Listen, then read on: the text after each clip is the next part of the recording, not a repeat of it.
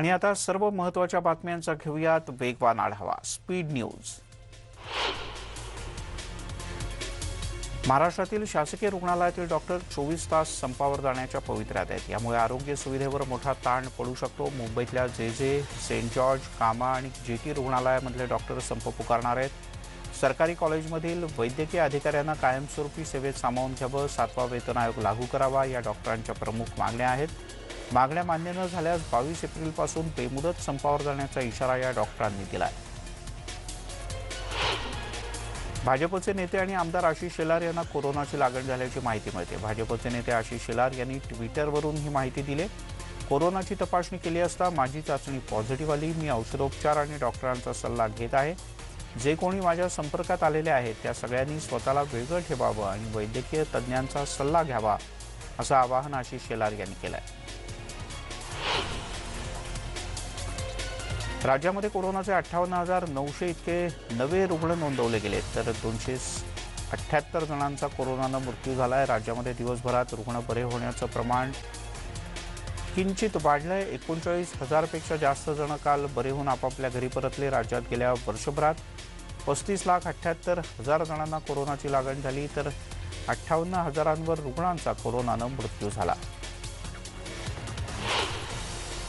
राज्यामध्ये काल रात्री 8 वाजल्यापासून लॉकडाऊन लागू करण्यात आला. या नियमांचं काटेकोर पालन करण्याचे निर्देश मुख्यमंत्र्यांनी दिले. जे नागरिक नियम मोडतील त्यांच्यावर कठोर कारवाई करण्याचे आदेश सुद्धा मुख्यमंत्र्यांनी दिले आहेत. विभागीय आयुक्त, जिल्हाधिकारी, पोलीस आयुक्त यांची मुख्यमंत्र्यांच्यासोबत व्हिडिओ कॉन्फरन्सिंगच्या माध्यमातून बैठक झाली. त्यात मुख्यमंत्र्यांनी कठोर कारवाईचे आदेश दिले.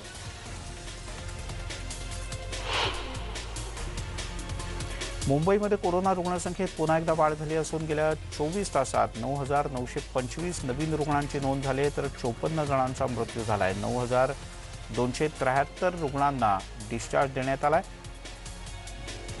काल रात्री उशिरापर्यंत मुंबईत ॲक्टिव्ह असलेल्या रुग्णांची संख्या 87,443 वर पोहोचली होती.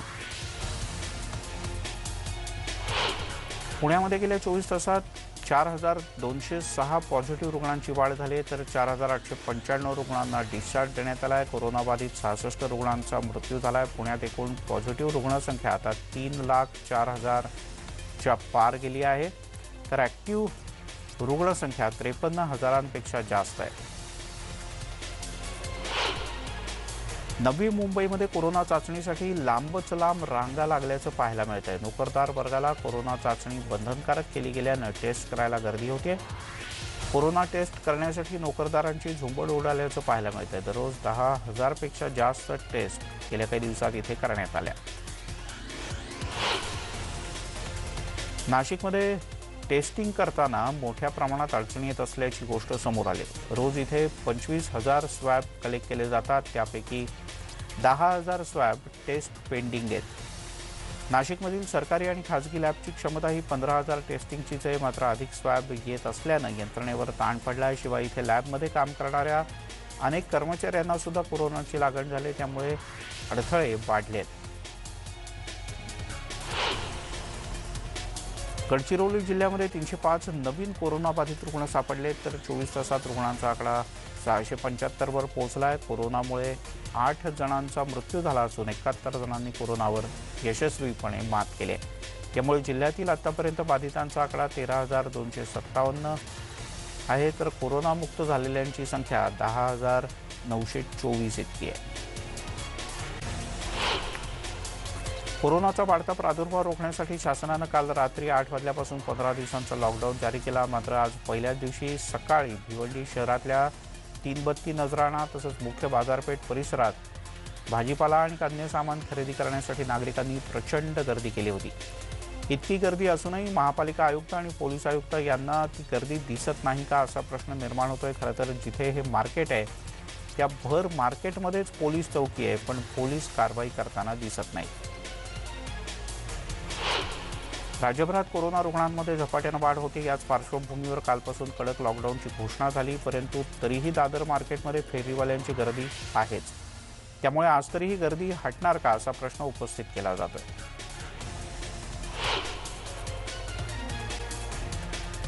नवी मुंबईकरांनी बुधवारी जीवनावश्यक वस्तूंच्या खरेदीसाठी गर्दी केली होती. कोपरखैरणे तसंच घणसोली या भागातील खासगी मॉलच्या बाहेर सुद्धा मोठी गर्दी पाहायला मिळाली. ग्राहकांनी अक्षरशः रांग लावून वस्तूंची खरेदी केली.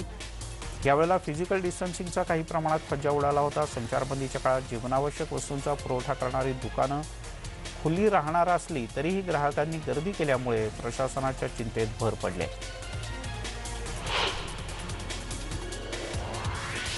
लोकमान्य टिळक टर्मिनसच्या बाहेर परप्रांतीयांनी पुन्हा एकदा आपापल्या गावी आणि घरी जाण्यासाठी प्रचंड गर्दी केली होती. गेल्या काही दिवसांपासून परप्रांतीय रेल्वे स्थानकाच्या बाहेर गर्दी करतायत. आता मात्र रेल्वे प्रशासन सज्ज झालंय. ज्या प्रवाशांच्याकडे अधिकृत तिकीट असेल अशाच प्रवाशांना रांगेतून आत सोडण्यात येईल असं रेल्वेच्या वतीनं पुन्हा एकदा स्पष्ट करण्यात आलंय. विशेष रेल्वे सोडण्यात येणार असल्याची माहिती सुद्धा मध्य रेल्वेचे मुख्य जनसंपर्क अधिकारी शिवाजी सुतार यांनी दिली. काँग्रेसचे प्रदेशाध्यक्ष नाना पटोले यांनी लोकमान्य टिळक टर्मिनसला भेट दिली. यावेळेला त्यांनी मूळ गावी परतणाऱ्या परप्रांतीयांशी संवाद साधला आणि त्यांच्या अडचणी जाणून घेतल्या. भुसावळमध्ये लॉकडाऊनचं पालन व्हावं यासाठी आरपीएफ, होमगार्ड आणि आरसीएफची पथकं तैनात करण्यात आली आहेत. बुधवारी 32 दुकानदारांवर कारवाई करण्यात आली. सध्या केवळ दंडात्मक कारवाई करण्यात येत असून जर भविष्यात नागरिकांनी ऐकलं नाही तर गुन्हा देखील दाखल करण्याचा इशारा पोलीस आयुक्तांनी दिला आहे. चंद्रपूरमध्ये संचारबंदीच्या पहिल्या दिवशी शुकशुकाट पाहायला मिळाला. शहरामध्ये विविध पोलीस स्थानकांच्या हद्दीमध्ये सर्वच प्रमुख रस्त्यांवर संचारबंदी दिसली.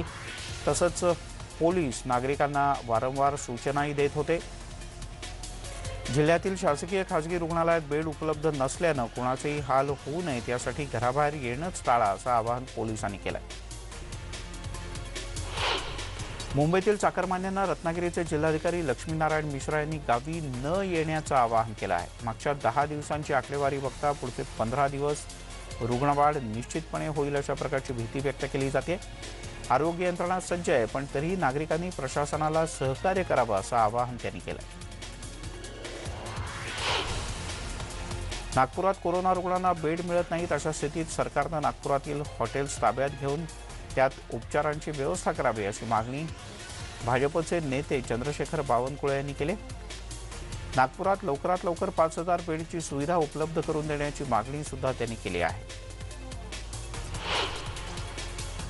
मुख्यमंत्री उद्धव ठाकरे यांनी जाहीर केलेल्या लॉकडाऊनला आता कम्युनिस्ट पक्षाच्या सीटू संघटनेकडून विरोध केला जातोय. माजी आमदार आणि कामगार नेते नरसय्या आडम यांनी लॉकडाऊनच्या संदर्भात मुख्यमंत्र्यांनी जी मदत जाहीर केली ती तुटपुंजी असून त्यात सर्व घटकांचा समावेश करण्यात आलेला नाही असं नमूद केलं. त्यामुळे जर सरकारनं सरसकटपणे कामगारांना प्रत्येकी 5000 रुपये मदत केली नाही तर हजारो कामगारांचं रस्त्यावर उतरून आंदोलन करू असा इशारा सुद्धा देण्यात आला आहे. 2020 मध्ये लागू करण्यात आलेल्या लॉकडाऊनमध्ये राज्यासह देशभरातील गोरगरिबांना मोफत धान्याचं वाटप करण्यात आलं होतं. मात्र ज्या शिधापत्रधारकांनी धान्य नेलं नाही ते धान्य गोदामात पडून सडून गेलंय. मुंबई उपनगरामध्ये केंद्र सरकारकडून आलेली 300 टन चणा डाळ शासनाच्या गोदामात पडू नये. जर त्याच वेळेला हे धान्य पुन्हा एकदा वाटपाचे आदेश झाले असते तर ही नासाडी वाचली असती अशी प्रतिक्रिया संबंधित मंत्री छगन भुजबळ यांनी राजीनामा द्यावा अशी मागणी केली भाजपचे आमदार मिहिर कोटेचा यांनी. मालेगावात कालपासून ऑक्सिजनचा तुटवडा निर्माण झाला होता, पण नाशिकच्या पिनॅकल कंपनीतून 70 ऑक्सिजन सिलेंडर मिळाले असल्यानं प्रशासनानं सुटकेचा तुर्तास निश्वास सोडला. आणखीन 100 ऑक्सिजन सिलेंडर सकाळी 11 वाजेपर्यंत पोहोचणार आहेत आणि टप्प्याटप्प्यानं इथला ऑक्सिजनचा पुरवठा सुरळीत केला जाईल असं आश्वासन प्रशासनातर्फे देण्यात आलं आहे. सध्या 103 रुग्ण गंभीर आहेत, यापैकी 14 व्हेंटिलेटरवर तर 89 ऑक्सिजनवर आहेत. मुंबईमध्ये ऑक्सिजनच्या पुरवठ्यावर मोठ्या प्रमाणात परिणाम झाल्याचं पाहायला मिळालं. ऑक्सिजन सिलेंडरच्या किमती 25% वाढल्या आहेत, तर ऑक्सिजनचा तुटवडा असल्यानं ऑक्सिजनच्या मागणीमध्ये दररोज 15 ते 20 फोन येत आहेत. गेल्या 3 दिवसांपासून ही समस्या अधिक गंभीर बनल्याचं या क्षेत्रातल्या जाणकारांनी म्हटलंय. वसई विरारमध्ये ऑक्सिजनचा तुटवडा मोठ्या प्रमाणात जाणवतोय. तसंच पुरवठादारांच्याकडून चढ्या भावानं ऑक्सिजनची विक्री केली जाते, तरीही वेळेवर ऑक्सिजनचा पुरवठा मिळत नसल्यामुळे रुग्णांचे हाल होत असल्याचं समोर आलंय. नांदेडच्या डॉक्टर शंकरराव चव्हाण शासकीय रुग्णालयामध्ये लिक्विड ऑक्सिजनचा अधिक साठा करण्यासाठी उपाययोजना करण्यात येत आहे। तिथे ऑक्सिजनचा साठा करण्यासाठी 20,000 किलोलीटर क्षमतेचा एक मोठा टँक इथे मागवण्यात येऊन बसवला जाणार आहे। येत्या 2 दिवसात त्याचा वापर होणं अपेक्षित आहे। तसंच जिल्हा सामान्य रुग्णालयात असाच टँकर बसवण्यात येणार असल्याची माहिती सुद्धा पालकमंत्री अशोक चव्हाण यांनी दिली। रेमडेसिवीर औषधांचा तुटवडा पाहता केंद्र सरकारनं त्याचं उत्पादन वाढवण्यास परवानगी दिली। केंद्रीय मंत्री मनसुख मांडवीय यांनी 12 आणि 13 एप्रिल 2021 रोजी रेमडेसिवीर औषधांच्या सर्व विद्यमान उत्पादक आणि इतर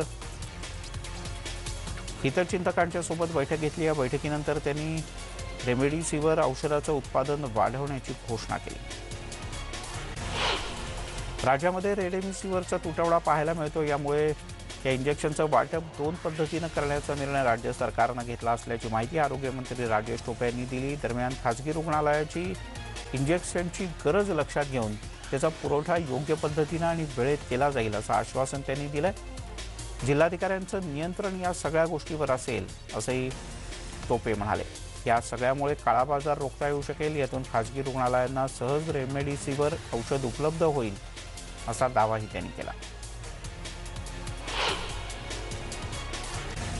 पुण्यामध्ये काल एकही रेमडेसिवीर इंजेक्शन आलेलं नसल्याची धक्कादायक माहिती जिल्हाधिकाऱ्यांनी दिली आहे। उपलब्ध साठ्यानुसार पुरवठा सुरू असून मंगळवारी आलेले 3,000 इंजेक्शन्स लगेचच संपली। बुधवारी एकही इंजेक्शन नव्यानं आलं नाही अशी माहिती जिल्हाधिकाऱ्यांनी दिली।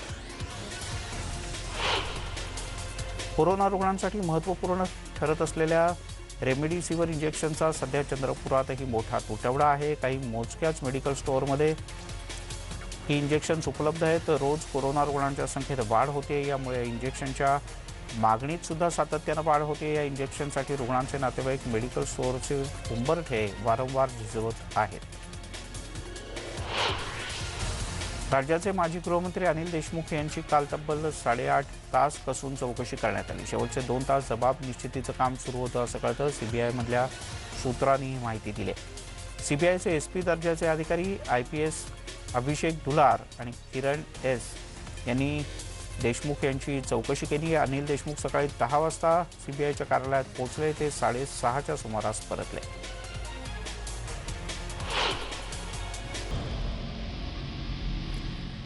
ब्रेकनंतर आपल्या सगळ्यांचं पुन्हा एकदा स्वागत। आपण पाहताय स्पीड न्यूज। पंतप्रधान नरेंद्र मोदी यांनी सर्व राज्यातल्या राज्यपालांशी ऑनलाईन बैठकीच्या माध्यमातून चर्चा केली। ऑनलाईन पद्धतीनं घेतलेल्या या बैठकीत उपराष्ट्रपती व्यंकय्या नायडू, केंद्रीय गृहमंत्री अमित शहा देखील उपस्थित होते। या बैठकीला देशभरातील लसीकरण आणि राज्यांमधील कोरोना परिस्थितीचा आढावा घेण्यात आला।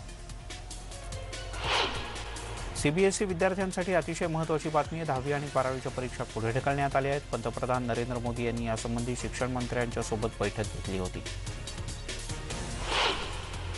अहमदाबादमध्ये ड्राईव्ह थ्रू टेस्टिंगला सुरुवात झाली। गाडीत बसूनच नागरिकांची RT-PCR चाचणी केली जाते। ड्राईव्ह थ्रू टेस्टिंगमुळे लॅबमध्ये होणाऱ्या गर्दीला मोठा आळा बसणार आहे। तसंच कोरोनाचा फैलाव रोखण्यासाठी मदत होईल अशी माहिती यावेळी देण्यात आली। दरम्यान ड्राईव्ह थ्रू टेस्टिंगमध्ये 24 तासात अहवाल प्राप्त होतो। उत्तर प्रदेशचे मुख्यमंत्री योगी आदित्यनाथ यांना कोरोनाची लागण झाली। योगी आदित्यनाथ यांनी स्वतः ट्विट करत ही माहिती दिली। कोविडचा रिपोर्ट पॉझिटिव्ह आल्यानंतर आपण सध्या विलगीकरणात असल्याची माहिती योगी आदित्यनाथ यांनी दिली।